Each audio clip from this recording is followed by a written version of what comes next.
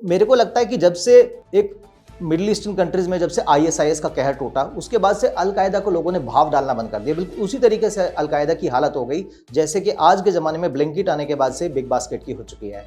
और बड़ी बात ये कि जो तालिबान अपने यहाँ एक प्रॉपर गवर्नेंस का दावा कर रहा था, उसी तालिबान का एक मंत्री अल जवाहिरी को अपने पास शरण देता है। नमस्कार दोस्तों, हॉकफीड न्यूज़ में आप सभी का हार्दिक स्वागत है। लेकिन आज का ये वीडियो हमारे हिंदुस्तान के फैंस के लिए नहीं, विशेषकर पाकिस्तान के फैंस के लिए है, क्योंकि हमारे कुछ वीडियोस पाकिस्तान में भी बेहद वायरल हैं। जलवा है हमारा। और पाकिस्तान में तो आप जानते ही हैं, हॉकफीड के दोस्त कम और दुश्मन ज़्यादा हैं। हालांकि आज का जो वीडियो है ना, साढ़े पाकिस्तानी जितने भी वीरे हैं, आज तुहाडे जो प्यों है, जो तुहाडा मर गया काबुल दे विच अल जवाहिरी, आज उहदे नाल असीं गल करेंगे।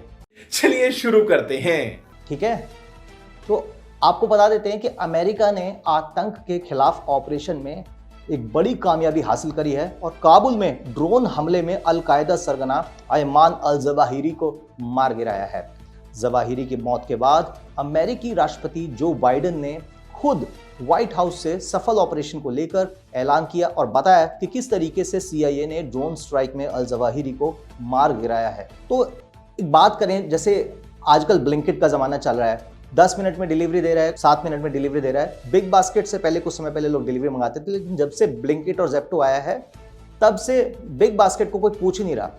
तो मेरे को लगता है कि जब से मिडिल ईस्टर्न कंट्रीज में जब से आईएसआईएस का कहर टूटा, उसके बाद से अलकायदा को लोगों ने भाव डालना बंद कर दिया। बिल्कुल उसी तरीके से अलकायदा की हालत हो गई जैसे कि आज के ज़माने में ब्लिंकिट आने के बाद से बिग बास्केट की हो चुकी है। ये बड़ी अच्छी बात कही आप।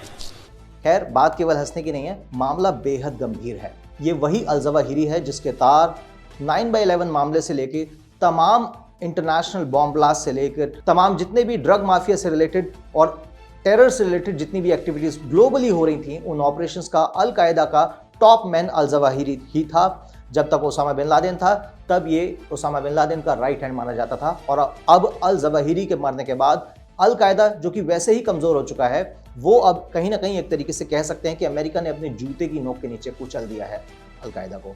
और बड़ी बात ये कि जो तालिबान अपने यहाँ एक प्रॉपर गवर्नेंस का दावा कर रहा था, उसी तालिबान का एक मंत्री अल जवाहिरी को अपने पास शरण देता है। लेकिन जब ड्रोन अटैक में उसे मार गिराया गया, तो उसके बाद से तालिबान का जो सो कॉल्ड एक डेमोक्रेसी स्थापित करने का जो जोक है, वो पूरी दुनिया के सामने अब जग जाहिर हो चुका है।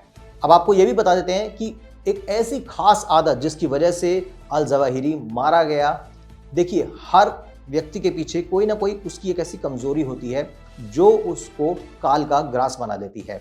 जैसे कि रावण का जो भेद था वो विभीषण के पास था, और जैसे ही वो श्री राम की सेना को मालूम हुआ, उसके बाद रावण के साथ क्या हुआ वो दुनिया ने देखा। अब आपको बता देते हैं कि अल कायदा चीफ अल जवाहिरी अपनी एक खास आदत की वजह से मारा गया। अमेरिकी अधिकारियों का ये कहना है कि जवाहिरी को बार बार अपने घर की बालकनी पर आने की आदत थी, जो उसे एक दिन भारी पड़ गई। बालकनी में आने की आदत की वजह से अमेरिकी खुफिया एजेंसी सीआईए के अधिकारियों को जवाहिरी के काबुल में छिपे होने की भनक लग गई और उन्होंने रिपर ड्रोन के हेलफायर मिसाइल्स दागकर जवाहिरी का काम तमाम कर दिया। दुनिया भर में इस बात को लेकर खुशियां मनाई जा रही हैं, लेकिन जो ओहदे प्यों हैं, जो ओहदे वीरे बैठे हुए हैं पाकिस्तान के नाल, उनको इस समय बहुत मिर्ची लग रही होगी, और जाहिर भी है।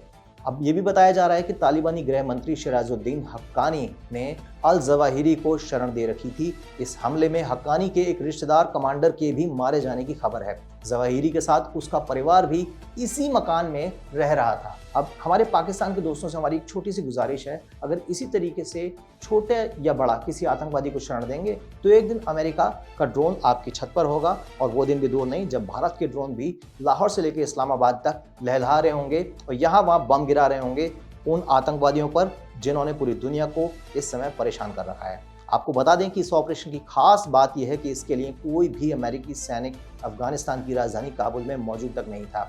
अब एक समाज जो पत्थर से, तलवारों से आज भी लड़ाई लड़ने की बात करता है, वो ये भूल जाता है कि आज के टेक्नोलॉजी के युग में पढ़े लिखे लोगों ने ऐसे वेपन्स, ऐसे इक्विपमेंट्स बना रखे हैं कि अमेरिका को काबुल के अंदर आने की भी ज़रूरत नहीं है। क्योंकि जब से अफगानिस्तान के अंदर तालिबान की सरकार आई है, उसके बाद से अमेरिका की फोर्स वहाँ से वॉकआउट कर चुकी है। लेकिन ड्रोन्स का क्या है?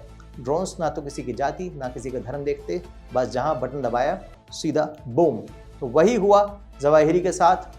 आप दोस्तों कमेंट में इस बारे में अपनी राय जरूर दें कि अल जवाहिरी के मरने से जो एक ग्लोबल इम्पैक्ट है टेररिज्म पे वो क्या होगा। इस बारे में अपनी राय जरूर बताएं। अभी के लिए केवल इतना ही। जय हिंद, जय भारत, नमस्कार।